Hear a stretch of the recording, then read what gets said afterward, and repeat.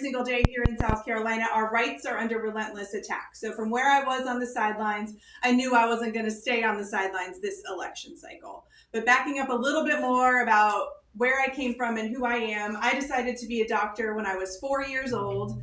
And I know that because one day in preschool, I told my teacher, when I grow up, I want to be a doctor and a mommy with 3 children. And my teacher wrote it down. I drew a little picture next to it. She sent it home to my mother. My mother held on to that for decades, gave it back to me a few years ago. And I have that piece of paper hanging on my home office wall.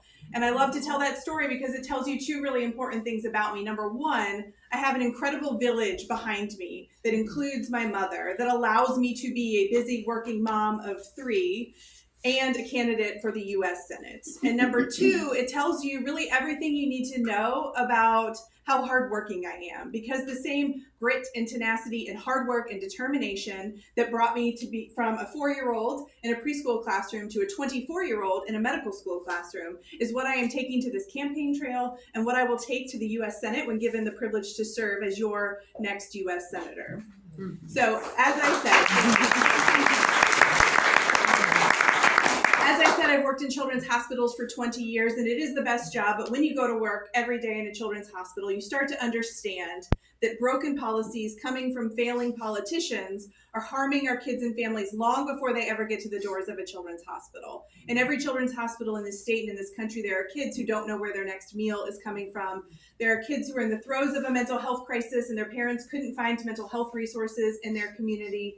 There are kids who are being diagnosed with new chronic diseases like asthma and diabetes. And while the doctor is explaining the treatment plan, the parents have to say, well, hold on a second, how much is that inhaler? Or how much is that insulin going to cost? And at MUSC Children's Hospital tonight, there are many children who will spend the night in their hospital room alone because their parents have to leave their sick child's bedside to go work their 2nd and 3rd shift jobs just so they can make ends meet. And like every other pediatrician in this state and in this country, I have cared for children with bullet holes in them. So as a pragmatic problem solver, I started to look for fighters in Columbia. I looked for fighters in Washington, D.C., and I didn't find enough people who were fighting for our kids and families. So back in 2021, I got off the sidelines in a relatively dramatic fashion by choosing to run against our nation's most embarrassing Congresswoman, Nancy Mace. And some of you were with me in that fight, and thank you so much for being with me all this time. We came up short in 2022, but the thing I want you to understand is I didn't go away. I've been here in South Carolina fighting for our kids and families every single day since, and now almost a year ago, I made the decision to go after Lindsey Graham's job. Because to me, Lindsey Graham really epitomizes the downfall of the Republican Party. He was once a relatively respected statesman who famously worked across the aisle on issues like immigration.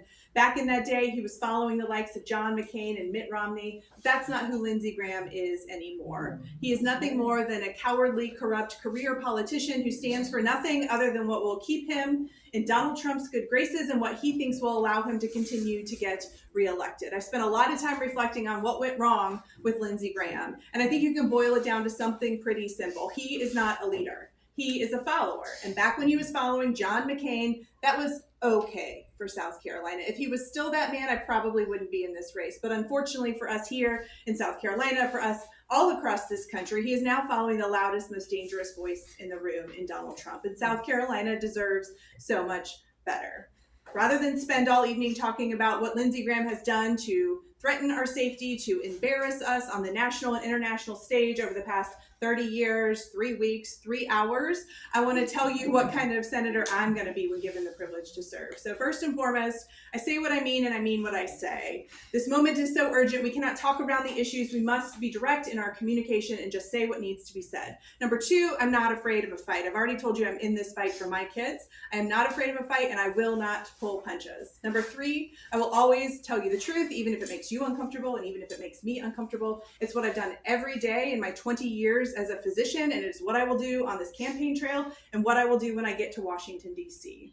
And then finally, children always have been and always will be my North Star. Every single vote I take when I get to Washington, D.C. will be on the side that benefits America's children. I recognize there are no children in this room. But the good news is what's good for kids is good for families. What's good for families is good for communities. And what's good for communities is good for our economy. So when you put kids first, we all win. On this campaign trail, and when I get to Washington, D.C., my 3 priorities are going to be, number 1, fixing America's broken healthcare system. And to be clear, the healthcare system was broken long before Donald Trump and Dr. Oz got their hands on it, because this country has always had a profit-motivated healthcare system, not a patient-centered healthcare system. So the number 1 thing we need to do in that arena is fully fund the Medicaid program. Medicaid is the backbone of children's healthcare in this country and in this state. It is the largest insurer of children in South Carolina. Medicaid funds 50% of the births in this state and 6 out of 10 nursing home beds. But because of Trump's budget bill that Lindsey Graham championed in the U.S. Senate and voted for, the Medicaid program's budget will be devastated in a matter of months. We live in a state that never bothered to expand Medicaid, that already suffers from deep rural and racial health inequities, and this Medicaid budget cut is going to be devastating. We have a healthcare crisis looming in front of us because of the irresponsible governing of Lindsey Graham and Donald Trump. The second thing we need to do is protect Medicare and Social Security. These are not entitlement programs. These are programs hardworking Americans have paid into their entire working careers and deserve to benefit from. We also need to fully fund the CDC and the NIH and return the scientists and medical doctors to their positions at these once lauded research and medical institutions. And when you elect me, we get a 2-for-1 deal, because we will have ended the career of Lindsey Graham, and I will lead the effort to impeach and remove RFK Jr.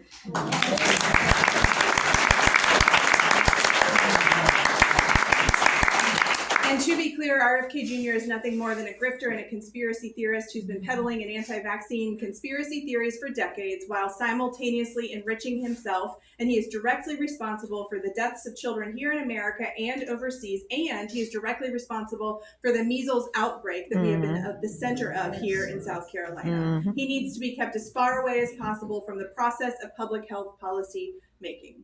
My second campaign and governing priority is going to be addressing America's cost of living emergency. All of the kids and families I took care of in my years at the Children's Hospital, those families who are struggling to put food on the table, keep the lights on, find affordable childcare, find affordable housing, all of their problems have gotten worse, not better, over the years. So those same problems that drove me to get off the sidelines are why I am in this race today. And the first thing we need to do to fix America's economy is stop the unconstitutional on-again, off-again tariffs that have been devastating for South Carolina small business owners, South Carolina farmers, South Carolina people who work in the auto industry, and all of us who are just trying to get by day to day. My third campaign priority is to root out the corruption that is degrading American democracy, and we're going to start by passing term limits. And then we're going to do everything we can to get dark money out of politics by ending Citizens United. We are going to ban members of Congress from trading stock, and we're going to ban members of Congress from We can do all those things if Democrats and independents come together and elect Democrats in November 2026. Next, we've already talked about this $1 billion a day unnecessary, violent, likely endless war in Iran. And let's all be really clear-eyed about Lindsey Graham's role in starting this war. He has admitted that he goes to Israel every 2 weeks, even if he doesn't need to be there. So he's flying back and forth on our dime from Israel to Florida to negotiate the start of this war between Bibi Netanyahu and Donald Trump. Lindsey Graham is directly responsible for our entry into this war that has already led to the deaths of over a dozen American service members, that flattened an elementary school in the first week of the war, and devastating things loom ahead because of Lindsey Graham. If South Carolina re-elects him in 7 months, we are telling the entire country and the entire world that we are okay with what Lindsey Graham is doing in the Middle East, and I will not stand for that. I would rather focus on supporting our active duty service members here at home, supporting our military families, and supporting America's veterans. I have and always will be a relentless advocate to restore a woman's right to make healthcare decisions about her own body.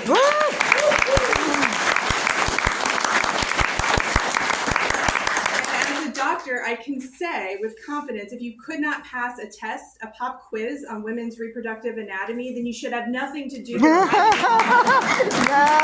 any woman does in any part of her body.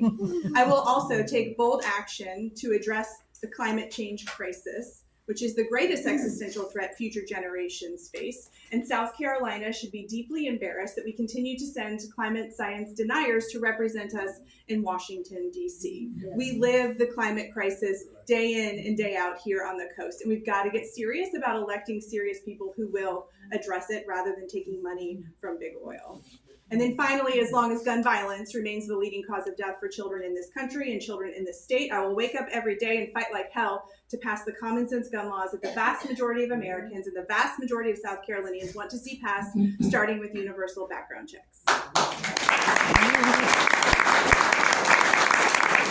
So I've been crisscrossing the state. I believe I've been to 40 of the 46 counties, and maybe if we cross over into Colleton County, that might be number 41. And I've been talking to voters everywhere, and I get asked a lot of the same questions, but two of the most common questions I get asked is, number one, Annie, can you win? What do you guys think? Yeah. Yes. Thank you. So the answer to that question back in May when I got in this race was yes, but the path to victory was very narrow, and the slope on this hill we are climbing together was very, very steep. But every single day since then, the path gets wider, the slope on this hill gets lower and lower and lower. We have seen the results of the November 2025 election when 2 women were elected statewide to lead Virginia and New Jersey. We have seen the special election results from everywhere from Tennessee to Texas to right here in South Carolina, where Georgetown Democrats flipped the makeup of that council. We elected Keyshawn Scott, our youngest ever state legislator, and he overperformed Kamala by double digits. This big blue wave is coming crashing up on the shores of South Carolina if we all do what we need to do over the next 7 months. Now, I am a data person, I am a scientist by training, and so I like to provide you with objective reasons why I'm so confident we can win. And the number one reason is because the smartest person on my team, my pollster, told me that we can win. So we got our big poll back a few weeks ago, and hopefully some of you saw this news because we were all pleasantly surprised by the results. In a head-to-head race today, I'm only 2 points behind Lindsey Graham. And for context, in 2020, when my friend, Jamie Harrison, who has endorsed my campaign, when he was in the race against Lindsey Graham, at this stage of the cycle, he was 11 points behind Lindsey Graham. 2026 is not 2020. Donald Trump is not on the ballot to bail Lindsey Graham out, and we don't have to contend with COVID precautions. We can knock on doors, we can do direct voter contact, and that is how Democrats win elections in South Carolina. That same poll showed that Lindsey Graham's approval rating is less than 30%.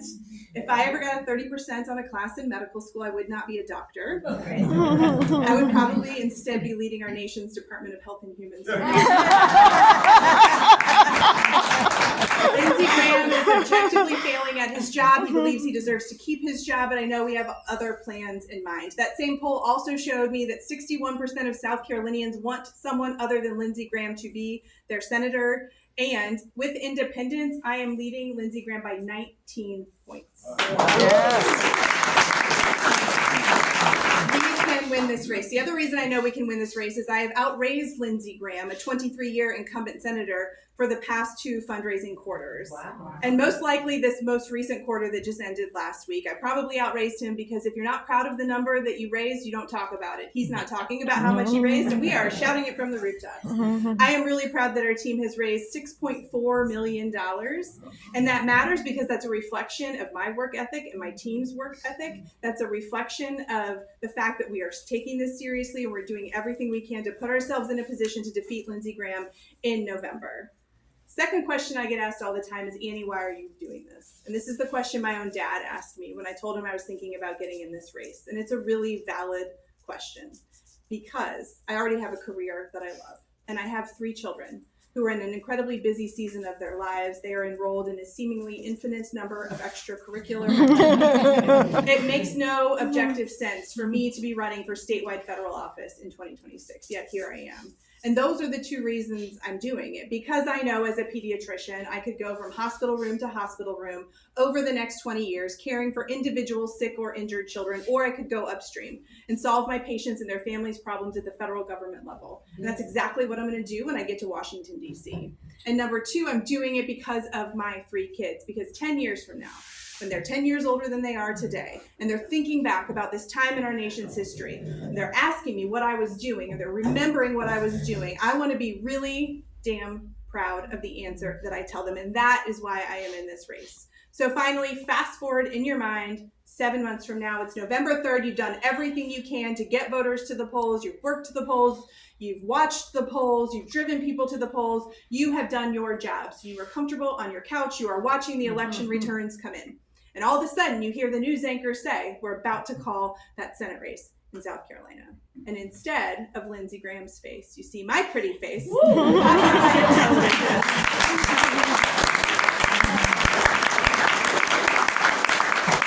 Moment of catharsis for South Carolina that will frankly be a moment of catharsis for the entire country and the entire world.